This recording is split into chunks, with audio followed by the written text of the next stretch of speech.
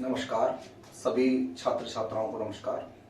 आज हम BA third year के हिंदी साहित्य के द्वितीय प्रश्न पत्र के अंतर्गत निबंधों के क्रम को में आगे बढ़ते हुए आज हम निबंध पढ़ रहे हैं भारतीय संस्कृति।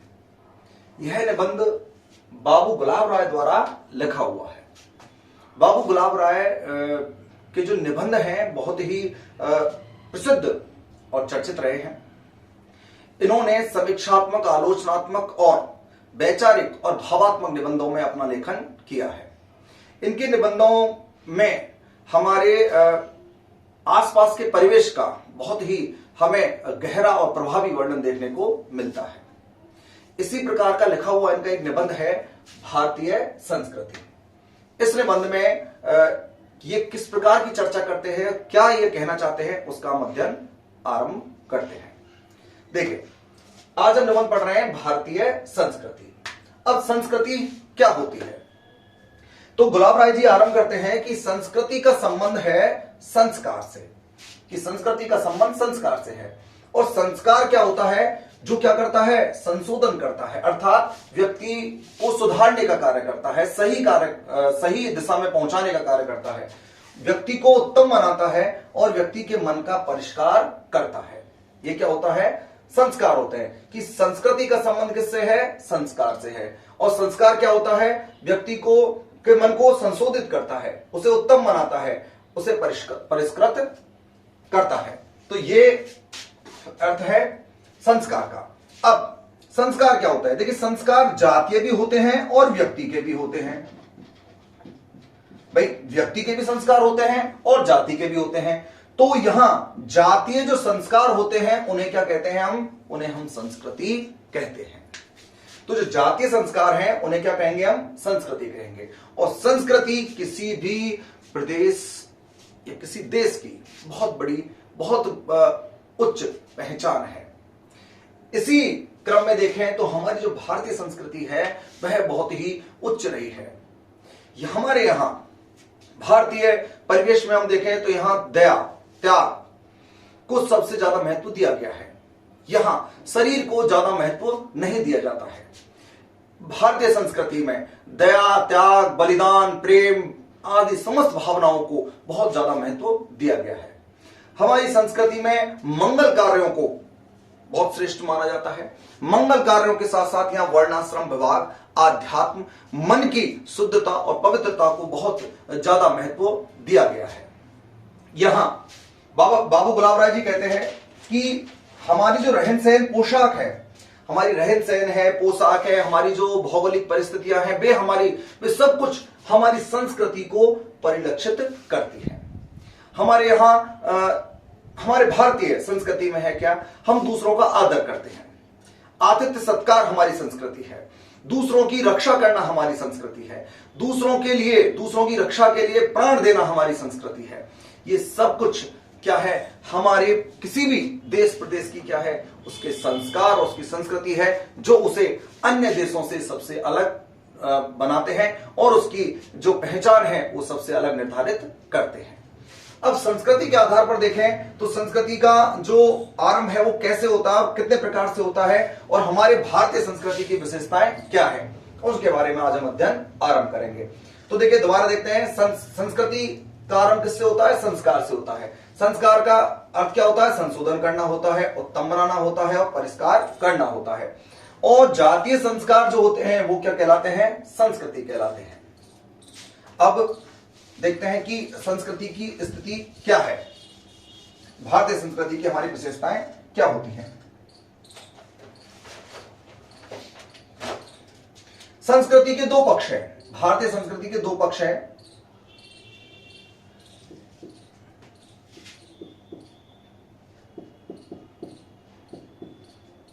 बाह्य पक्ष और आंतरिक पक्ष।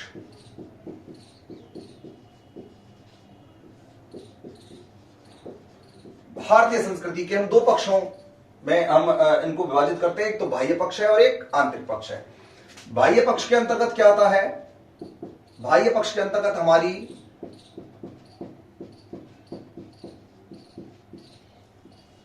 भौगोलिक परिस्थिति,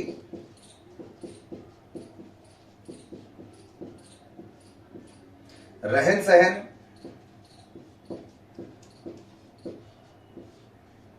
रहन सहन है, संस्कार हैं,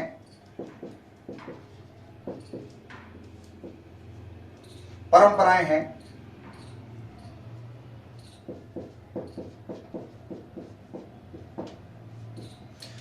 बोली भाषा आदि समस्त किस पक्ष में है? बाह्य पक्ष में है। ये बाह्य पक्ष का है, संस्कृति का बाह्य पक्ष है। और आंतरिक पक्ष में हम देखें तो क्या आता है? दया, त्याग, तप, बलिदान, धृति, क्षमा, अस्तेय।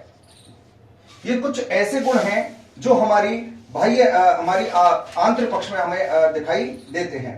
अस्तेय है, धृति है, क्षमा है और इंद्रिय निग्रह। इंद्रिय निग्रह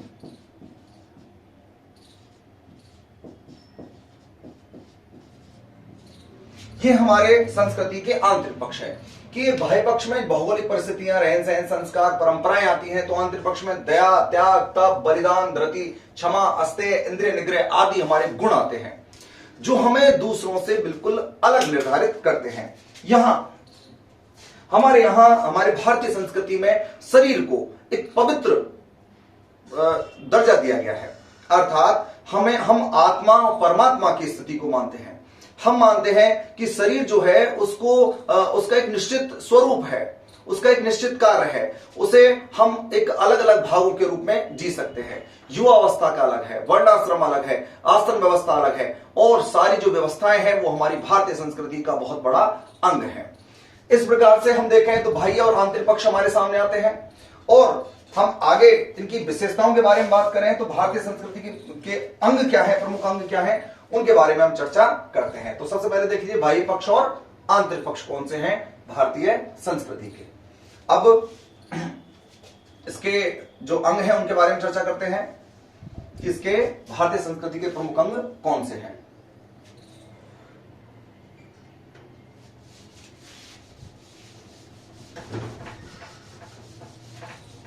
भारतीय संस्कृति के अंग देखिए, के अंग कौन कौन से देखिए। सबसे पहले आता है हमारा आध्यात्मिकता।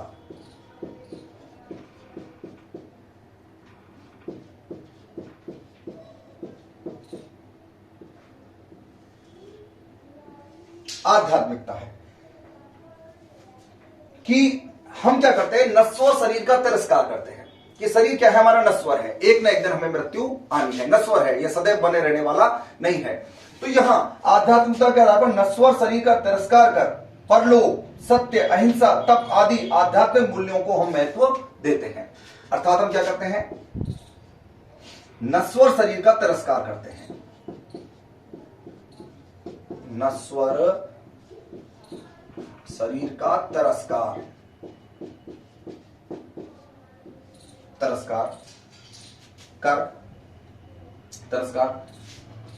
परलोक,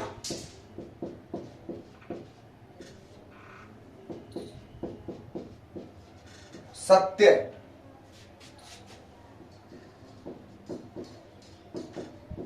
अहिंसा, तप आदि आध्यात्मिक मूल्यों को महत्व देते हैं।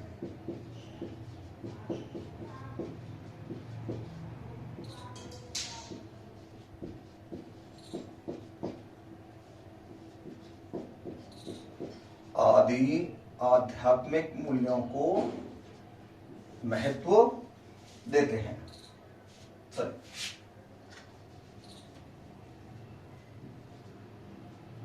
महत्व देते हैं।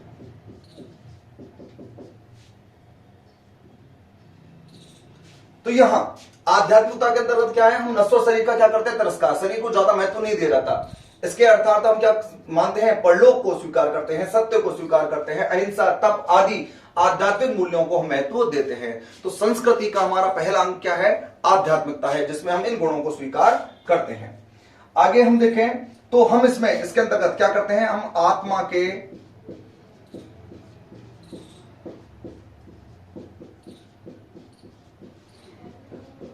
सर्वव्यापक विस्तार को मानते हैं। हम मानते हैं कि आत्मा जो है क्या है? सर्वव्यापी है। आत्मा सर्वव्यापी है और आत्मा के सर्वव्यापक विस्तार को हम ज्यादा महत्व देते हैं। तो आत्मा के सर्वव्यापक विस्तार की ओर हमारा ज्यादा महत्व दिया जाता है। आत्मा के सर्वव्यापक विस्तार को महत्व दिया जाता है और तप, त्याग, संयम को महत्ता दी जाती है।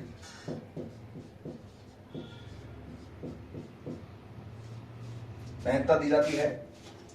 आत्मा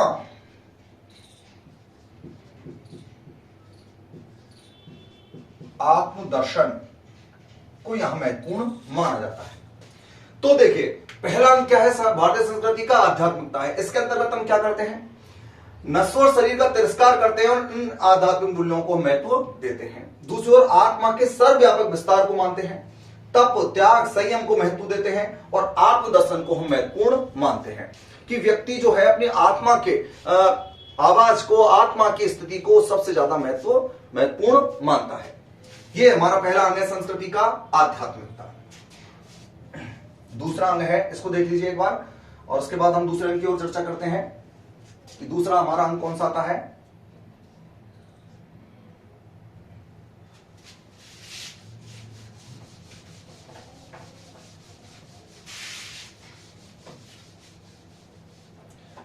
दूसरा जो अंग है वो है समन्वय बुद्धि।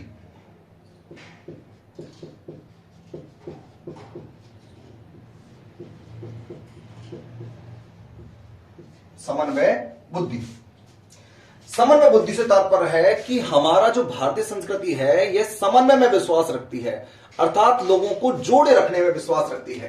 कि हमारी भारतीय संस्कृति में यह है कि हमने कभी भी किसी, चाहे कोई शत्रु ही यदि हमारे पास आया है, शत्रु हमारे शरण में आया है, तो उसकी रक्षा के लिए हमने अपने प्राणों के भी न्यौछावर किया है। हमने सबको एक सूत्र में जोड़ने का प्रयास किया है। कभी भी विच्छिन्न या विच्छेद की अवस्था हमारी भारतीय संस्कृति में कहीं देखी नहीं गई है। इसलिए दूसरा अंक क्या है? समन्वय बुद्धि का है। इसमें क्या है? हम क्या करते हैं? हमें क्या स्थिति दिखाई देती है? अनेकता में एकता है। अनेकता में एकता। दूसरी स्थिति है संस्कृति का सामंजस्य है।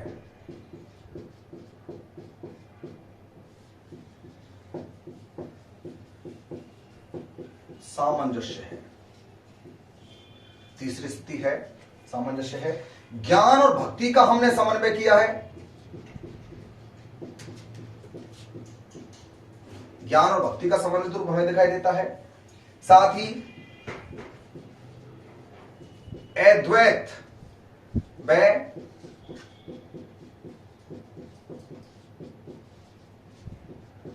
विशिष्टाद्वैत भाव का समन्वय। तो हमारी समन्वय बुद्धि है कि हम किसी को विच्छेद नहीं करते हैं, सबको हम स्वीकार करते हैं। अर्थात हम हमारी संस्कृति का पालन करना सर्वोच्च हमारे लिए है, लेकिन हम किसी दूसरी की संस्कृति का हम निरादर भी नहीं करते हैं। हम उसे एक साथ हमारी संस्कृति में मिलाकर ही हम उसे महत्व देना पसंद करते हैं। तो अनेकता में एकता हमारी समन्वय बुद्धि की विशेषता है। संस्कृति का सामंजस्य हम करते हैं, ज्ञान और भक्ति का समन्वय है और अद्वैत, निर्गुण और विशिष्टाद्वैत सगुण का हम क्या करते हैं? समन्वय करते हुए हमारी संस्कृति आगे बढ़ती है। तो संस्कृत, हमारी भारतीय संस्कृति का दूसरा अंग है समन्वय बुद्धि। इसमें अनेकता में एकता, संस्कृति का सामंजस्य, ज्ञान में भक्ति का समन्वय, अद्वैत व विशिष्टाद्वैत भाव का समन्वय हम स्वीकार करते हुए नजर आते हैं। ये हमारी भारतीय संस्कृति का दूसरा अंग है। तीसरे अंग की ओर बात करें हम, तो भारतीय संस्कृति का तीसरा अंग है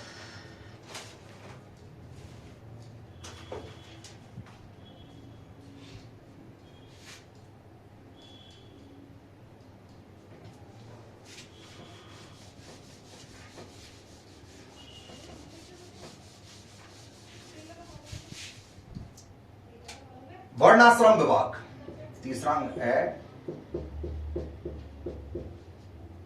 वर्णाश्रम विभाग। कि हमारी जो भारतीय संस्कृति है वो निर्धारित करती है कि व्यक्ति को अपने कर्म और कर्तव्यों के अनुसार अपना एक निश्चित अपना समय उसमें व्यतीत करना चाहिए। इस आधार पर हमारे 4 आश्रम विभागों में बांटा गया है कि जहां युवावस्था के कर्म अलग है, आपके प्रौढ़ व्यवस्था के अलग है, और आपका कर्म क्षेत्र अलग है, और आपका वृद्धावस्था का जो आश्रम है वह अलग है। तो वर्णाश्रम की जो व्यवस्था है वह हमारे प्राचीन काल से हमारी संस्कृति का अंग बनी हुई है, जिसमें हमारे जो कर्म क्षेत्र है उसके आधार पर हमें निश्चित समय के अनुसार उस कार्य को करना आवश्यक होता है। और यही कारण है कि हमारी भारतीय जो संस्कृति है वो लंबे समय से इसका पालन करती हुई नजर आती है। तो अगला अंग है हमारा वर्णाश्रम विभाग, और इसके आगे आता है अहिंसा। अगला नेक्स्ट अपना अंग है अहिंसा, करुणा, मैत्री और विनय।